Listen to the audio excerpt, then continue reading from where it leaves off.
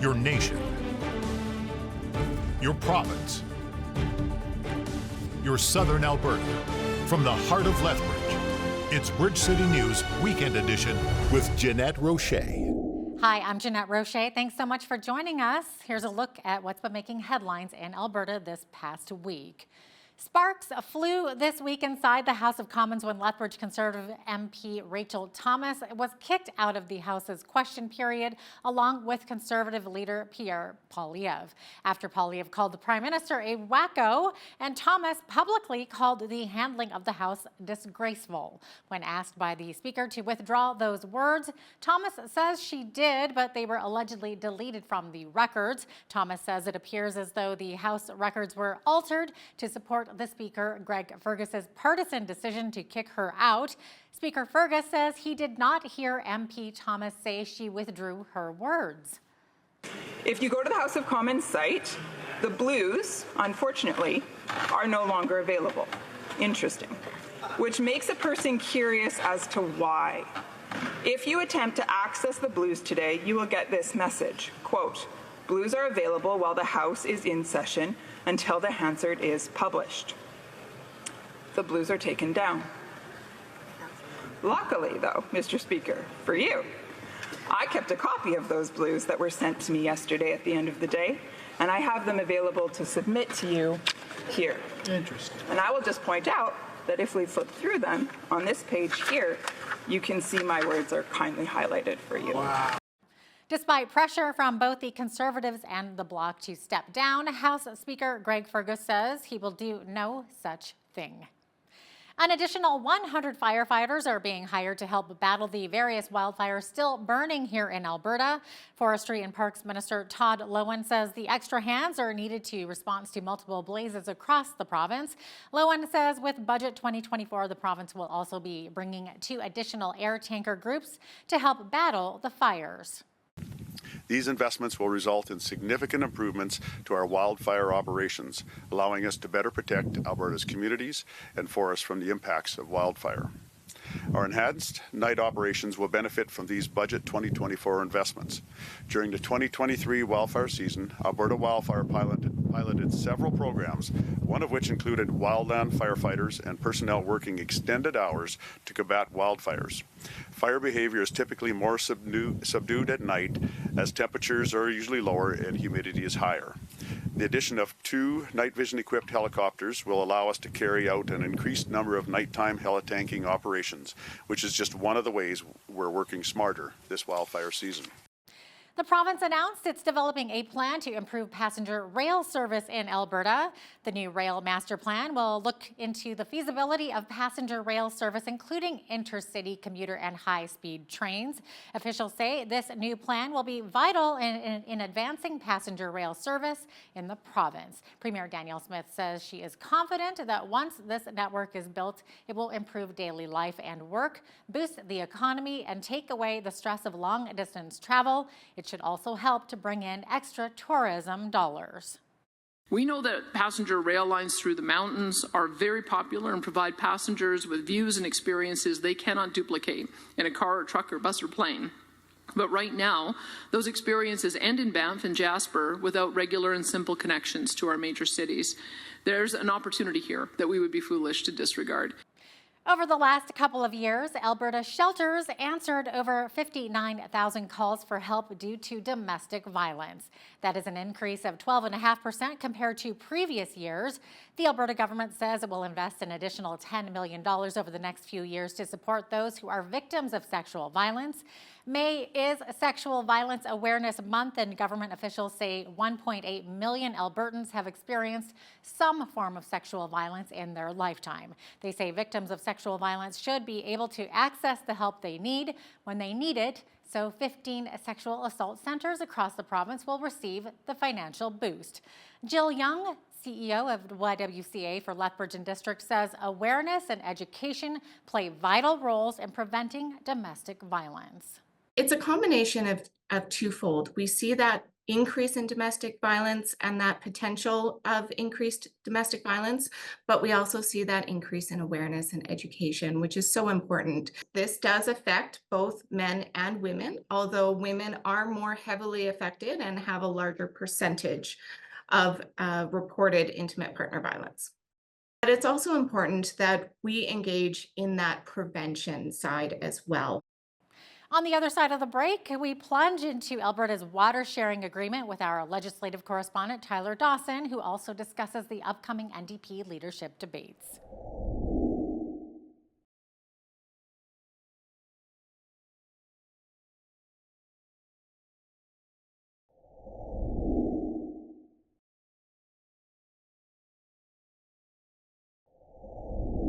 Welcome back.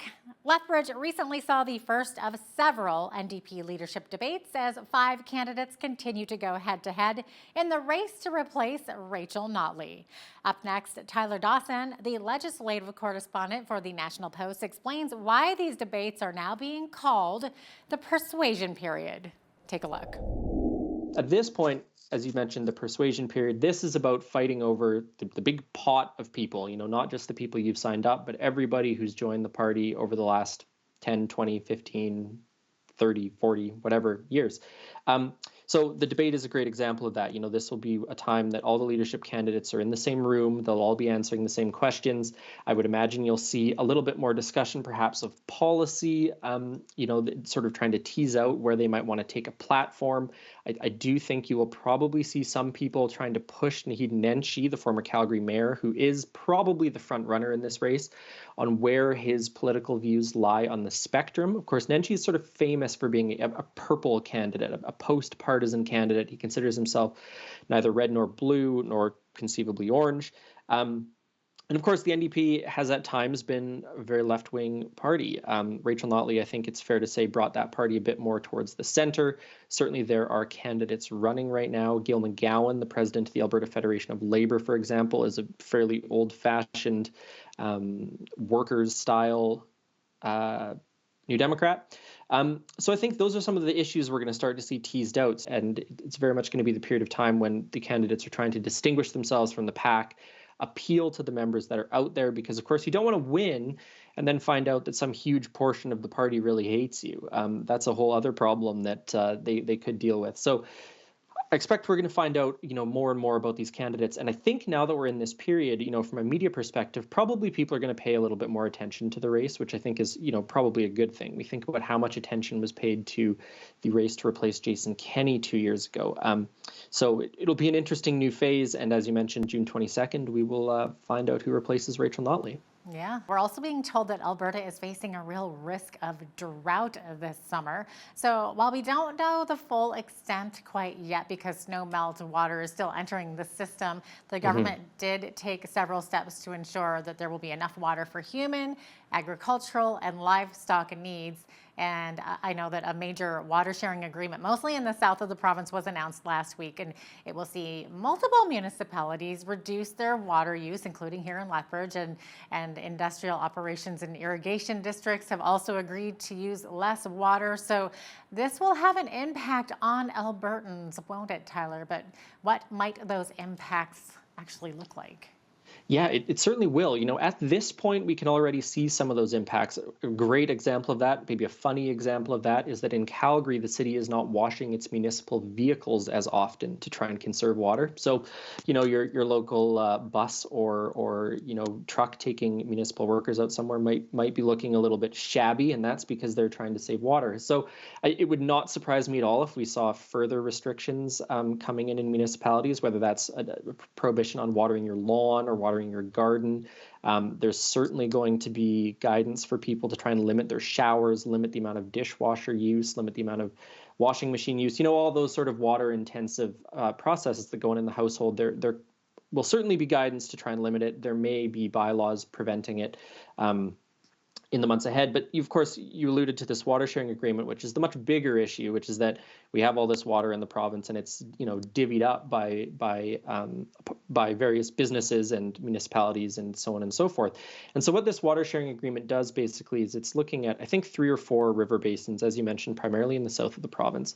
And they've sort of voluntarily said that, if we end up in a drought situation, we're not going to take our full portion of it. We're going to, make sure that there's enough for everybody to get water. And a good example of that is one of the irrigation districts down towards Lethbridge. I think it's St. Mary's, but I could be wrong about that.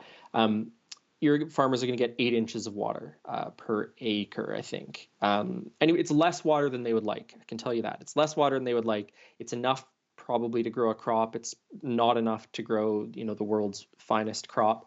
So that's an example of, sort of reductions in some of the water that's going to be available to not cause too much economic damage, to avert catastrophe, but to also make sure that there's enough water for all of the other uses in the province. So lots happening on the waterfront, probably something that a lot of people in Alberta don't think about very often, but certainly down your way, I imagine a lot more people do because of the agriculture that happens. When we return from break, we hear from one of the 5 NDP leadership hopefuls about her position on establishing a center of excellence at the University of Lethbridge to invest in research.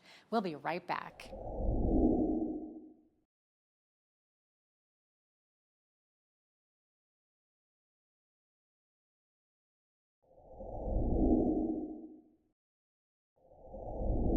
The Alberta NDP will be choosing their new leader on June 22nd, and there are 5 candidates racing to become Rachel Notley's successor. One of them is MLA for Edmonton Rutherford and a member of the Michelle First Nation Treaty 6. Jody Callahoo-Stonehouse joined BCN's Hal Roberts to discuss her platform, which includes the proposed Albertans' Right to Water Act. Here is part of that interview. We've seen a lot of dryness this past winter, a lot of drought, not a lot of snowpack in the mountains. So let's flesh out the water agenda a little bit more here. One of your objectives would be to introduce the Albertans' Right to Water Act. Can you explain what this is really all about? Yeah, as I said, our economic systems rely on water. And right now, we have agreements. The provincial government sat down and we have these agreements, but that's not enough. And so the act itself talks about ways we are going to sit with ranchers, farmers, industry, communities, municipalities, and have these contracts solidified, but also we need to invest in innovation. That is essential to reducing our water use. How are we going to be innovative? And also building an institute of excellence in Lethbridge. We need to invest in academic rigor, the way our young people are. This is the crisis of their generation. We have to give them the investment, the tools, and the resource to solve this crisis. And it is a crisis. It is a water crisis. Let's be honest. We're at stage 4, and stage 5 is detrimental. And we have cattle to ensure that we have crops to grow. We've got oil and gas we need to continue to process. We want to keep the energy in houses. We want food in the fridge. And so this policy is foundational in ensuring Albertans have access to the resources we need. We want to make sure that the future generation, not just us, but our children and our grandchildren, can also survive and thrive on these beautiful lands. Now, your plan would also involve establishing a center of excellence at the University of Lethbridge to invest in the research, development, and commercialization of innovative water technologies. So, Jody, why here in Lethbridge?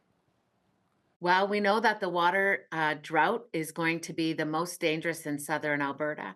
We already know the snowpack, as you mentioned earlier, is the lowest it's ever been. The soil, the moisture is the driest it's been recorded in 105 years. We had the hottest March ever recorded in history. And we've seen down in the rivershed, down below in the Bow, that it's the lowest it's ever been.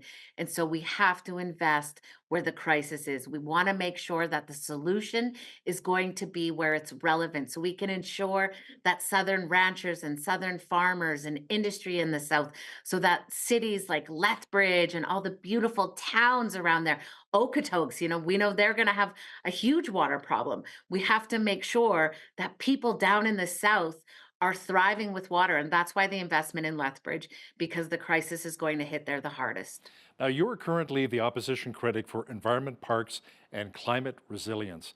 What would your priorities be in the area of climate change? Well, of course, water is foundational, and then we got to look at carbon capture, and we have to really invest in Albertans. We have to invest in our labor and our talent recruitment, and we have to do things a little differently. We're already doing things. We have to double down on renewables. We have this moratorium which has caused huge harm in investment. We have to bring those investors back into Alberta. We have to stabilize our economy because we know many of our systems are broken, the healthcare, the education, and in order to fix those, we need money, which means our economic systems have to be sound, which means energy. Alberta has been the source, the number one economic source around the world because of our oil and gas and our energy. Double down on our renewables, which means getting geothermal. We're already experts in drilling. Geothermal is just another form of drilling. Norway gets 72% of their total power through geothermal, through steam power. So having geothermal, having our wind turbines up and thriving and running properly, getting our solar panels up and making sure we're doing carbon capture, turning the climate crisis into climate economics. That is what is going to make Alberta a global leader and competitor in the market economy, is turning our crisis into our economic system so that we are thriving as Albertans. We need to make sure Albertans have jobs, that families are able to give, the affordability crisis. Part of the part of being on tour with people and going around with Albertans is people are devastated. People are losing their jobs. They can't afford, they're making decisions between utilities and groceries.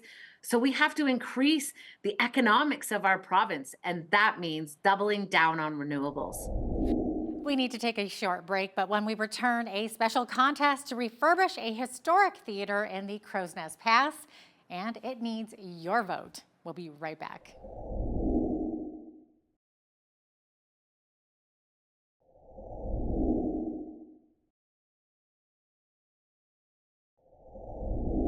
Which historic building in Canada could be the next great save? Well, the town of Coleman, Alberta is hoping it will be the old Roxy Theatre. It's been nominated as one of 12 finalists for the National Trust for Canada's The Next Great Save competition this year, and they're in need of votes by this Monday to win the coveted $50,000 prize money to start the renovation. I recently spoke with Fred Bradley of the Alberta Historical Resources Foundation about the role the Roxy Theatre has played in Coleman. Well, the National Trust for Canada, which is Canada's leading heritage organization, has this project called the Next Great Save Contest. Okay. And the Roxy Theatre is one of 12 finalists across the country to be entered into this contest. And the contest awards the participant with the greatest number of votes, $50,000 for first place. In second place, $10,000, and third place, $5,000. So our community is our project, we applied and we were successful. So we're really excited by that, and it's been a great opportunity for us to create awareness about the Roxy Theatre and to get people to support our project. And we've had overwhelming community support. Our challenge now is to grow our vote out, to get more votes from people outside our community who support the arts, who support restoration of historic buildings, and who also may be aware of the communities in the Crow's Nest Pass have suffered economically over the last 40 years. And this would be a very important project of renewal and economic revitalization in one of the historic downtowns. Coleman is a National Historic Site. The Roxy Theatre is a Provincial Historic Resource declared in 2022. And this is the concept is to restore this building as a community performing arts center. But the contest goes until May the 5th, 5 more days of voting, and people can vote each and every day on the nextgreatsave.ca website. Well, maybe share some of the key reasons why the Roxy Theatre in Coleman was selected as one of the finalists for the competition. What makes it so special? Well, the Roxy has played an integral role in the cultural life of the community of Coleman as a performance theater and a movie theater, a performance center movie theater. And it's iconic. It's a historic landmark building with pristine acoustics and classic lines, and one of 3 surviving Quonset hut style theaters in Canada, believe it or not. So it's really a unique project. As you can look in the photo behind me, you can see the Quonset in the back of it. The front is a two-story brick building. But these Quonset-style theaters occurred after the end of the Second World War. The United States Air Force had 140,000 surplus airplane hangars. 140 of those became theaters.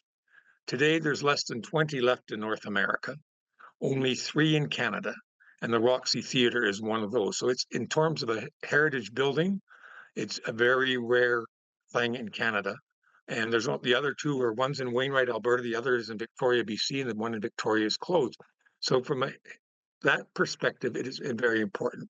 You know, what I wanted to mention was that we know Canadians believe in the importance and vibrancy of the country's cultural industries. And our Roxy Theatre project is a competition, a way for Canadians to show their active support for the arts. And we know that funding for arts organizations declined from governments and at local levels, federal levels, and corporate donors. We're fortunate to have tech support. So this project is really important. That we value the arts in our community and want our artists to have a home to display their craft. And this project can be transformational for our community by providing a cultural industry anchor for the economic renewal of a historic downtown that has suffered with the demise of our traditional resource industries over the past 40 years. And so having this multi-use performing arts center, it's going to be a cultural hub. It's actually a cultural industry for a community that hasn't got any resource industry anymore. This is a new industry for the Crow's Nest Pass, and it'll be a center for that. So that's another very important aspect of this project. Now, if you ask me how you can vote. Yes, one more time. Just remind our viewers where they should go to cast their votes. Yes, we need every vote we can get, and we appreciate the support of everyone in Southern Alberta and beyond. If you can vote for the Roxy Theatre, we really appreciate your support. Help us open this theatre so our youth have a place to play, and go vote at www.nextgradesave.ca and click on the Roxy Theatre and vote today and every day until May 6th. Up next, does the cost of rising food mean more people are dumpster diving? We take a dive into this increasing phenomenon after the break.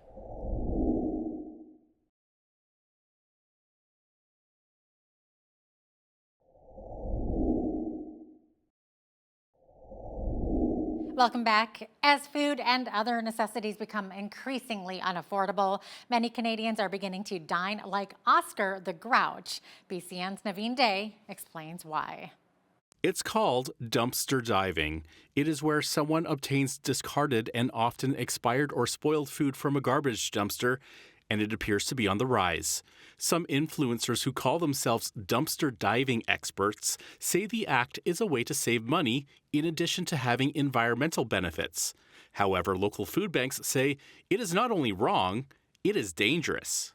The thing is, you don't know why the food is in there. Sometimes it can be really obvious of that it's, getting close to date and it gets taken. Sometimes it's that there was a massive issue with the production of the food, or there's something unsafe a part of it. Most of our major retailers and manufacturers do have an existing relationship with Food Banks Canada, where we are salvaging what is safe to go out to food bank families. The food that does get to the dumpster is usually not in great order. It's a below tier of even what we would try and source and sort through. For Bridge City News, I'm Naveen Day. Well, this Saturday in Lethbridge, Southern Alberta bikers hosted their annual motorcycle awareness event and teddy bear parade. To chat about this in more detail is Dallas Hardy, one of the organizers and president of Southern Alberta Bikers, who joined Hal Roberts. Take a look. Dallas, as the temperature warms up, motorcycle awareness is key, especially this time of year. What can we do as drivers and those who ride to ensure that everyone is safe on the roads?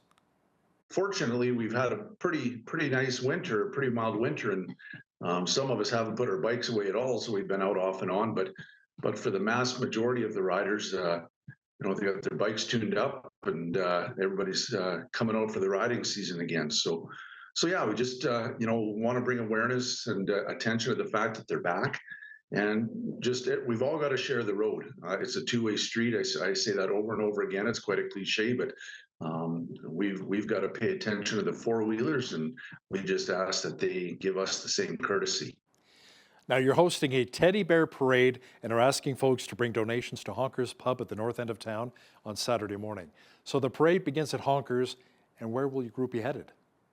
We get together, we have breakfast at Honker's. Vicky and the group there put on a tremendous breakfast for us, and then at 10 o'clock we'll take off on a parade around town. So we'd appreciate if people come out, show us a little bit of support. And that portion of the day is basically designed in support of the kids at Child Life Services at Chinook Regional Hospital. So basically awareness for motorbikes and a good cause of raising some donations in the form of teddy bears and stuffies and whatnot, and some cash donations to give to Child Life Services at Chinook Regional Hospital. Dallas Hardy, president of the Southern Alberta Bikers, thanks so much for your time today.